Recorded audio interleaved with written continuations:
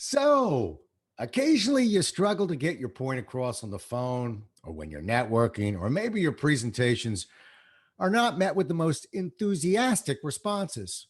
Or perhaps you just don't feel as effective as you'd like to getting your point across. And that can be in written communication or verbal communication. My guest today says she's here to help. Let's have a pocket sized pep talk, meet her, and hear how she does it. A Pocket Sized Pep Talk, the podcast that can help energize your business and your life with a quick, inspiring message. Now, here's your host, Rob Jollis. My guest today is Sandra Folk, a high-performance business coach and the founder of drsandrafolk.com. That's an easy one to remember.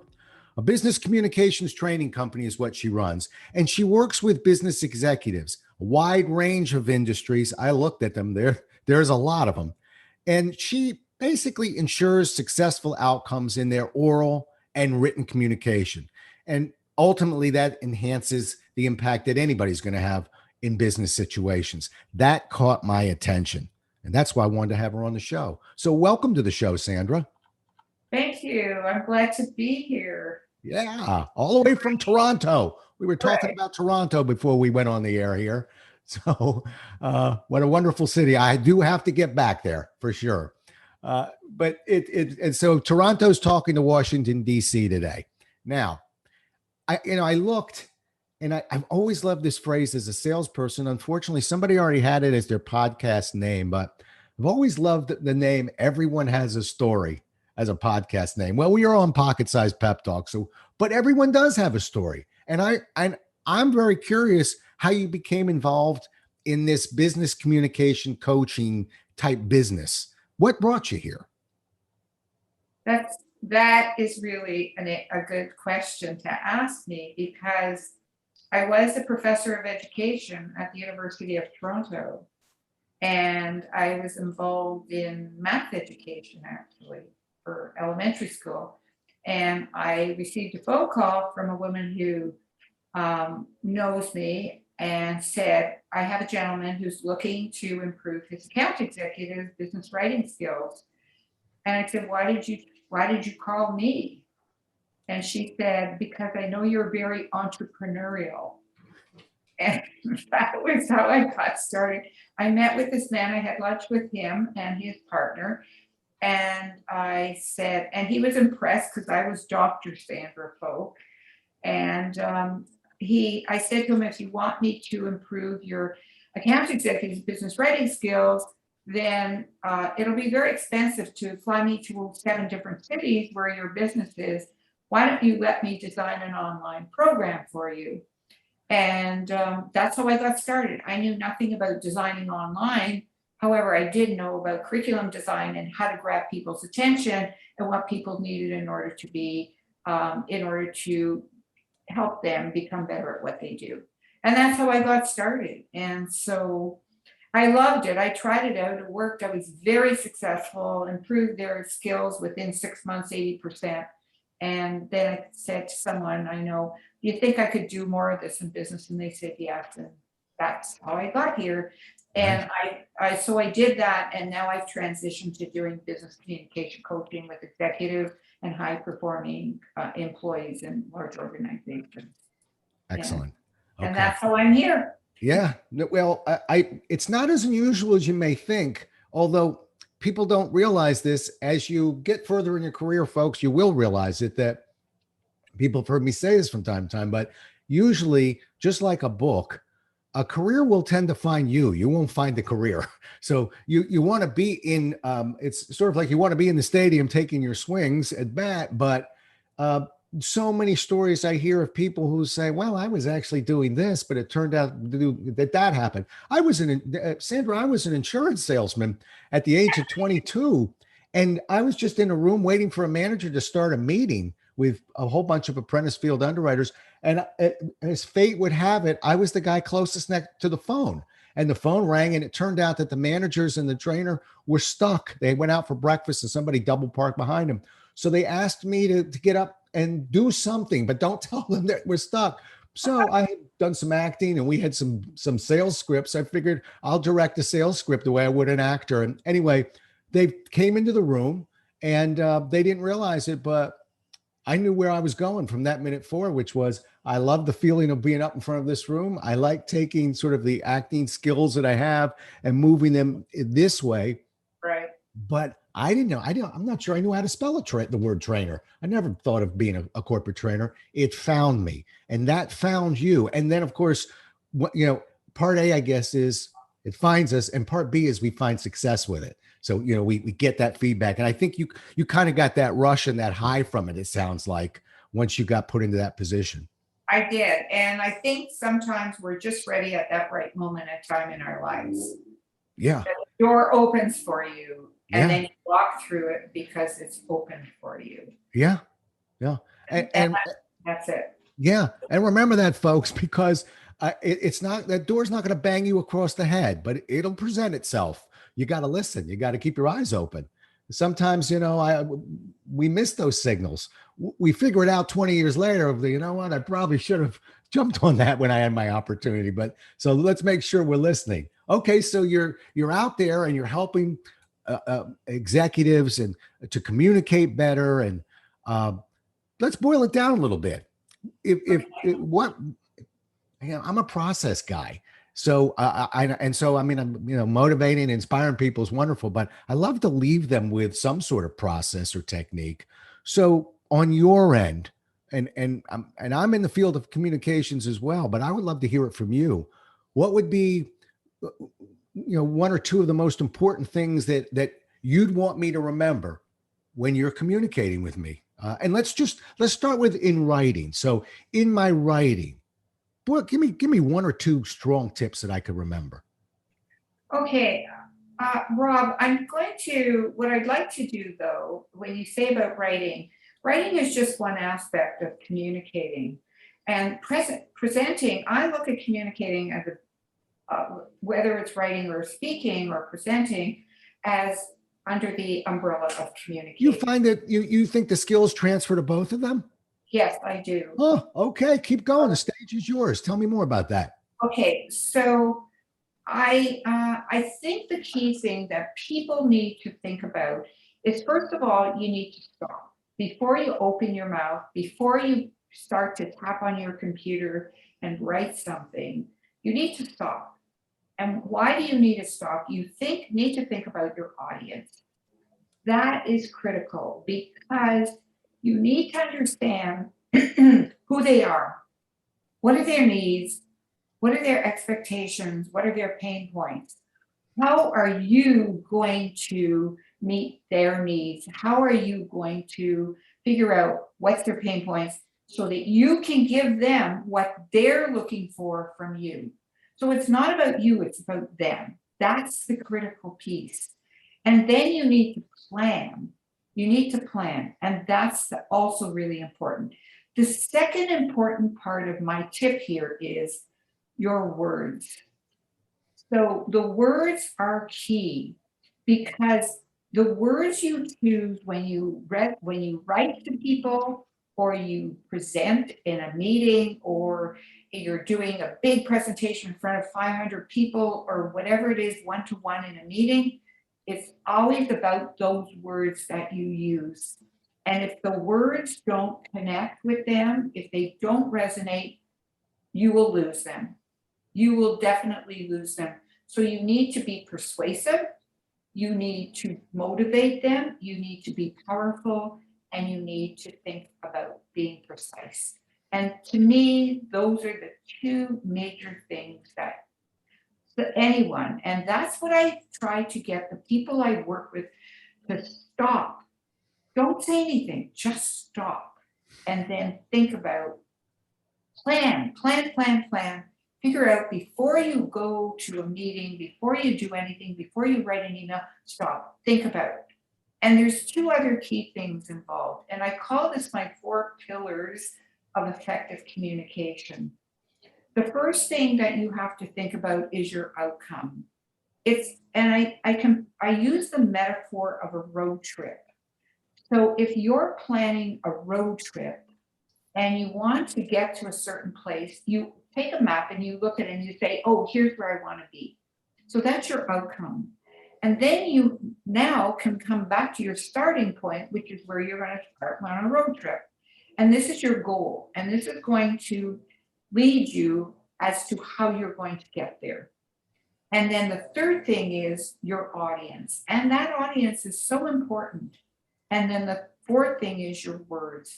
And the words need to resonate. So that is what I call my 4 pillars of effective communication. And I use that. And when I work with a client, I help them understand that. For example, I have a Well, client. hang on for a second, Sandra. You got a lot on the table here. So just, Okay. I got to unpack some of this because it's really good stuff you're putting out there. So I'm Okay. going to step back, but hold that thought Sure. because I want to make sure a lot of this is landing and you're giving us a lot of stuff here. Okay. One, and if you don't mind, I'm going to push this into multiple industries. Okay. Another, when you talk about planning, and for me, as they say, real estate, the 3 most important things are location, location, location. I think when, particularly for a presentation, it is preparation, preparation, preparation. Yeah. Now, in a moment, we got to talk about what happens in the real world sometimes when we just don't have that prep time. But when we have it, it's no secret that it's going to translate to success. And in sales, for instance, I'm always astonished at how little pre-call planning goes into that visit to a client. And it doesn't even have to be a sales call, just a meeting with a client. What kind of pre-call planning have we put in there? I've gone so far now as I guess you can teach an old dog new tricks. I won't run a role play anymore with a workshop that I deliver where there isn't a actual timed moment where they can meet in groups and pre-call plan and actually give them a list of things to pre-call plan. It's sort of like we learned in school, do your homework. A lot of people don't know how to do their homework. You're When right. we get to pre-call planning or planning, some people don't know how to do it. They know they're supposed to. So maybe let's do that. Let's stay there for a second. So I'd love your thoughts on that. So all I want to talk about is the planning for a moment. We're going to get Okay. to the words, and boy, are we going to get to the audience as well. But in Sure. terms of your planning, I'm just going to play the role of a person who said, well, I've heard about that, but it's reminding me of school. I know I'm supposed to do it. I don't know what I'm supposed to plan. How would you answer that question? Okay. I said to you before, your outcome, you need to think about where you want to end up. Okay. So I always say to my client, if you want to be successful, here's a perfect example. I have a client, he's in commercial real estate, VP. They have to sell. That's what their business relies on, selling. He said to me, I have a meeting with this woman and I need to get to her to get to the owner who I want to lease this property. And he said, but she's older than I am and her views are different than mine.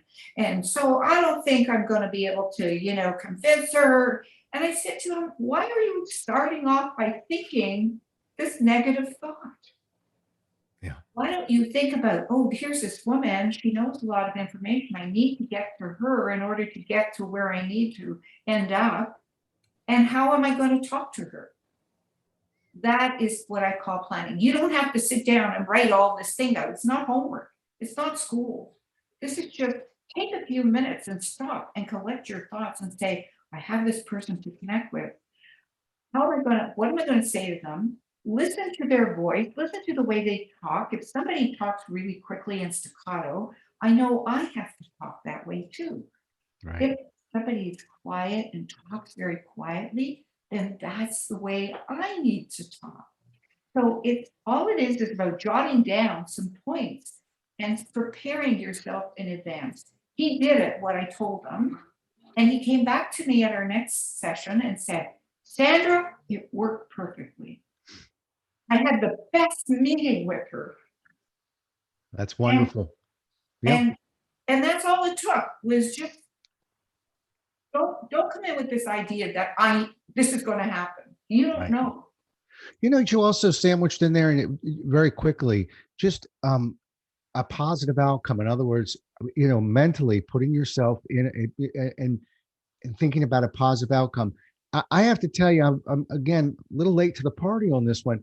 I think in my 20s, maybe 30s, I had this, I really thought it was almost like witchcraft. Like I'm going to think positively. And so things are going to happen positively.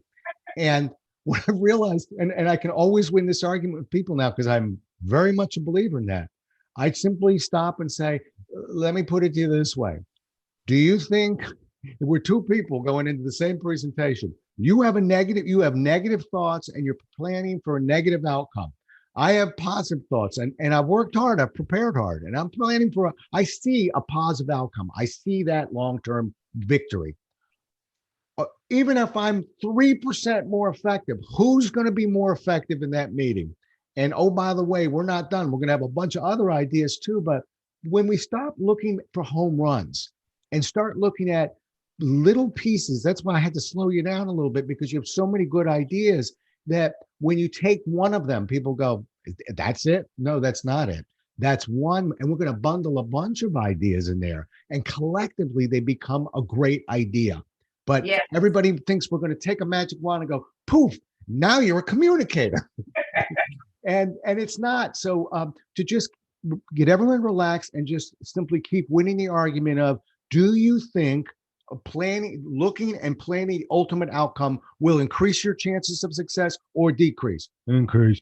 Do you think preparing for this will increase? How about the audience? Let's talk. So it's lots of little things that make people successful. Sometimes, and I really didn't get that memo early on. I was always looking for just a swing for the fences. Give me the one secret of communication. And you have so many, even matching, which you mentioned a moment ago, matching almost that I refer to as when we used to shake hands.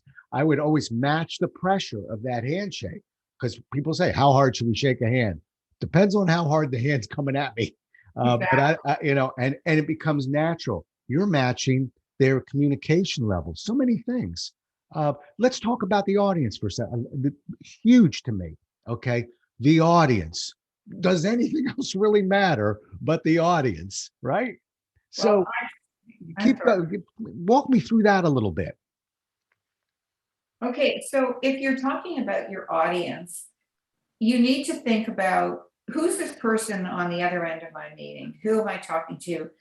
Right now it's virtually. Okay. So what do I need to do? You need to think about, who is this person? So you do your research.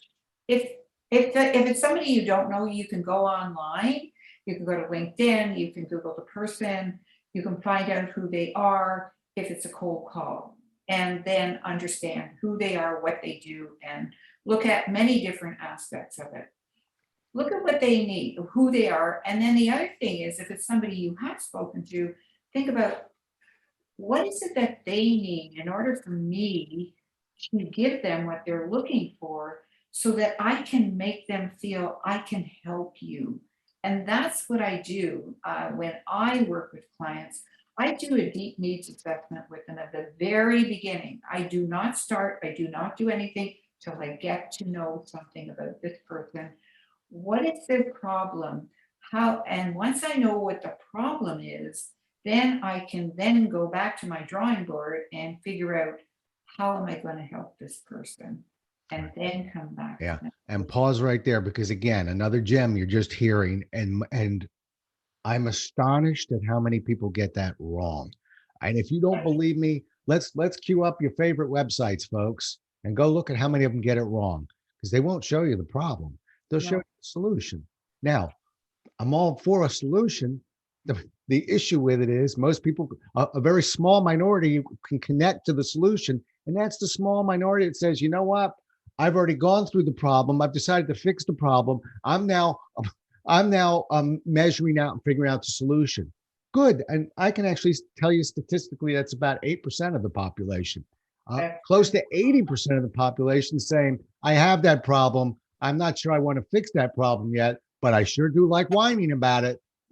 And so it's so critical that, and a lot of times, maybe you'll agree with this, Sandra, we have to back the actual audience up, that client up, because they'll talk about maybe what they're looking for, or, and they're kind of that wishy-washy. And then people go, I showed them a solution and they didn't do anything. They didn't take my recommendation. Well, that's because what they were looking for in their mind was a nice to have. we move them to the problem, not only to make it a need to have, but so that we can be a consultant, so that we can problem solve. Isn't that what we're paid for? Isn't that the value that we're bringing to the meeting? So huge, Sandra, huge. That we remind people, like you say, that it's our responsibility, even if we have to move them a little bit, to get them to focus on the problem. Yeah. Yes, you're right. You do need, the other thing though, Rob, is they need to understand what their problem is. Because a lot of times they don't really understand what their problem is. And so that's part of helping to the audience figure out, here's what I need to deal with. And that is part of, the deep needs assessment that I do, is helping them understand what their problem is. Agreed. All right. So I'm going to throw a small curveball at you, but don't worry, they're friendly curveballs that I throw. But let's. You look good. You look like you're ready for anything. It's not a big curveball, but there's so much that's in written communications now. So if I were to write an email, and I get this question from time to time, so I love to hear your answer. Some of the processes and the techniques and the tactics that we teach, people can hear them in a meeting per se. Can they, should they translate to an email? Of course. I truly believe in email is just another medium for communicating. There are some key things to remember when you're communicating in an email. Okay, so the first thing you have to think about is your subject line. Because especially if you're sending an email to somebody you don't know, or you want to grab their attention. So what I do is I stop and I think about, what am I going to put in that subject line with that person that's going to get them to open my email, because I want them to respond to me. So I always try to think of something cool, something different. Give me an example. Okay, here's an example. I met with somebody, and I know he's not really good about responding. He's somebody I know really well, executive. So what I did was I put in my subject line, interesting. Okay. Interesting. Okay. What is interesting? Yeah. I knew he'd open it. Right. And so this is what I do. I try to choose, or if somebody, another strategy for a person to put in the subject line is, suppose somebody said, I'm going to connect you with someone electronically and open the door for you. So the first thing I do is I put in the person's name who connected us. So that's who they see. So they automatically know right away that we know this person. And so it's okay for me to open that email, because you put in something that's a hint, a clue for me to open it up. So for me, the first and most important thing in an email, if you want to be successful, is the subject line. If you don't get, and it can't be long, it has to be short. 3 words, that's it. Beyond that, forget it. It doesn't show up properly when you open your email. The next thing that you have to do, which is really, really important, always start with some introduction, like hello, hi. Don't just start writing the content. You always have to have that salutation, that greeting to the person. Well, stay there for a second. And by the way, loved the point about the subject line. I think that's really good. I'm taking a note of that for myself. Really good. So really good. And it's not something I've heard before. And it makes so much sense. I love stuff that is simple, that makes sense, that I haven't heard before. So you hit a triple on that one. Okay. So now we're into the email itself. And, but give me an example of what you're referring to, because I can hear in my head, hi, Jack. I hope all is well. Okay, no. Kind of that rolling thunder. Give me your version of this. Okay, so I don't like when somebody sends me an email and says, Sandra, because to me, it's like, who are you talking? It's like they're talking at you. Right. They're not having a conversation, and that's what an email is. It's a conversation. It's in between a letter, which is formal, and a text message. Okay, that's what an email is. So it's, if I don't know you, I always say hello. I would say, hello, Rob. And you probably got that from me in my first email to you. Yep. Hello, Rob. Then when you answer me and say, hi, Sandra, then I go and I say, hi, Rob. And so it's more about being cordial. It's not about like rolling, oh, yes, well, we're going to have a little conversation here. It's not. It's a message. It's business-like. And in business, you must be, and this is what I do with my clients who are too wordy, especially my clients for whom English is not their first language.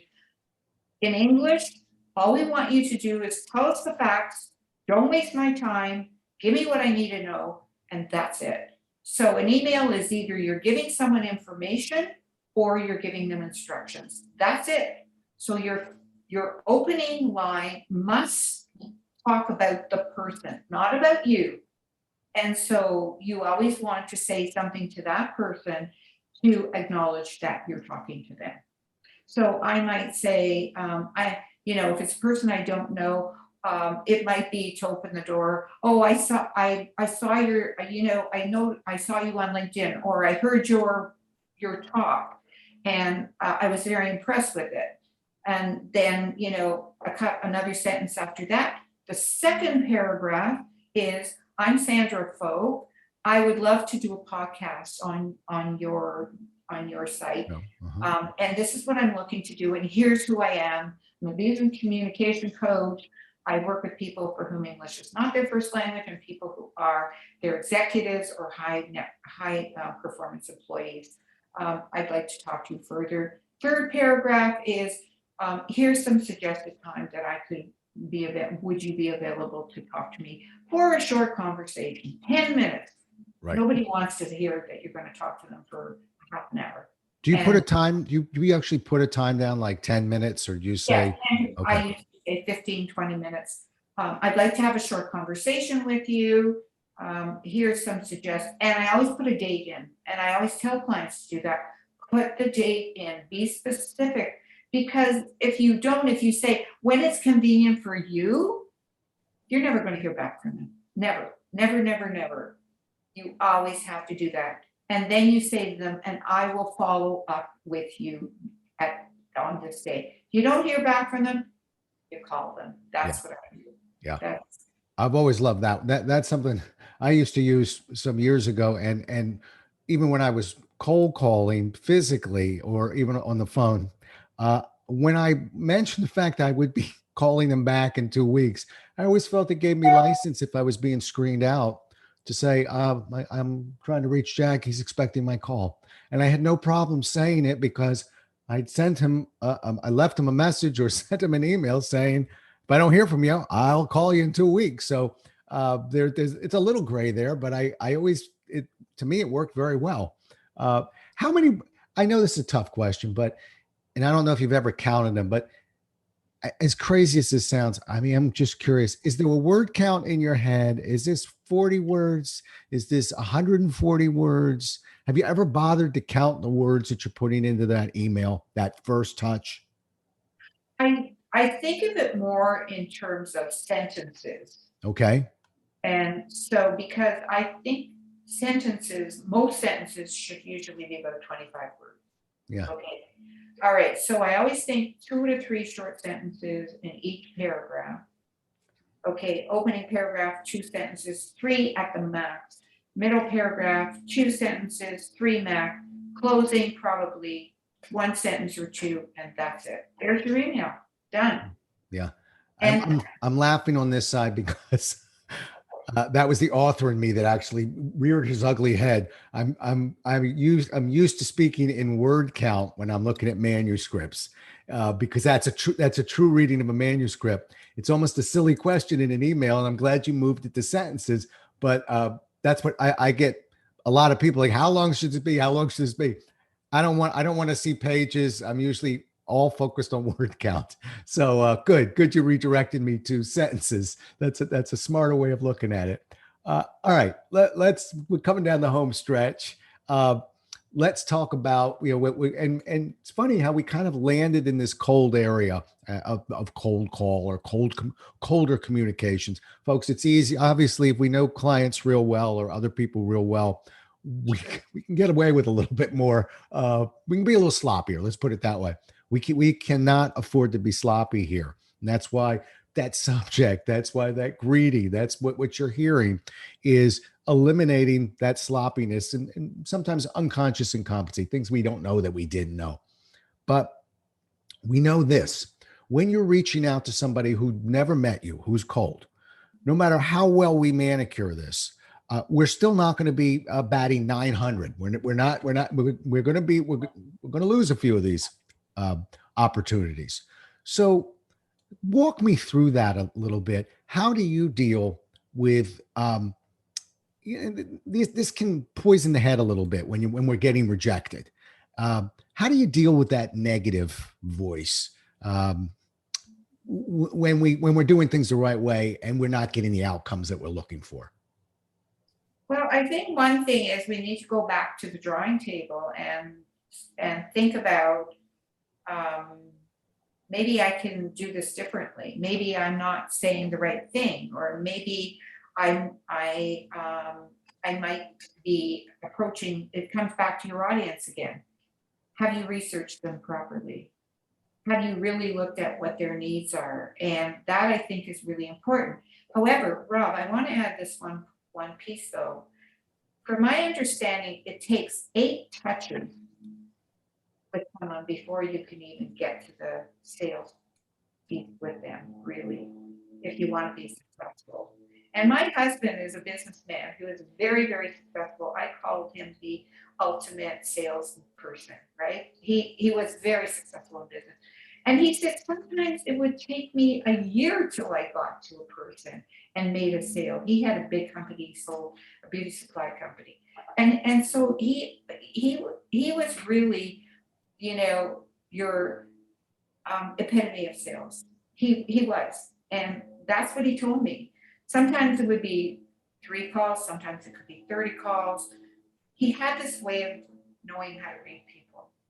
And so I think for us who not as good at knowing how to read people, it's still think about you're never going to make it on. If you ever get somebody to really buy into what you're offering on that first call, that's amazing. 3 calls, 4 calls, it never happens quickly. Yeah. Your husband's absolutely right. I was on a show one time, a panel, and I part of it was all the good answers were taken, but I was last in line, and they were asking for, what do you look for in a good salesperson? And some of the answers were kind of, I thought, a little silly. Just they got to know the product. Well, anybody can learn a product. But anyway, they came to me, and I just blurted it out. I got to tell you, if I'm looking to hire a salesperson, what am I looking for? I'm looking for somebody who can take a punch. Meaning, the reason why a lot of people will gravitate to sales is they're okay getting knocked down, dusting themselves off, standing back up, putting one foot in front of the other and rolling on, getting rejected. And it's not the end of the world if somebody, really doesn't do well with rejection. It's one of the few things that I would say sales may not be right for you. Oh, and I want to tell you, just because I can't believe I just said that, because I'm a person who will tell you that we really can train almost anybody, but rejection is part of the process, and it's not a big deal. But if that's something that's really holds you up, you don't have to be funny, you don't have to be tall, you don't have to all that other stuff. Forget about it. I still cling to the great Ben Feldman, who was about 5'3", big fella, with hair like Larry on the Three Stooges, if anybody remembers Larry, and spoke with a pronounced lisp and dominated a pool of 250,000 salespeople for decades. So I'm not one who subscribes to you got to look or sound away, but rejection is part of the process. And it's not that I go, oh boy, I got rejected. But we handle it, we dust ourselves off, and I don't know about 8 touches, but I know there's more than one, and hopefully less than 8. but that's part of the process. So I like that. Anything else you would add to that? I feel like I crowbarred me in on that one, and I love hearing from you. So it's I think I've got a good response from you from a negative situation, sort of in a positive way. You want to put a cherry on that Sunday, or should we leave it just like that?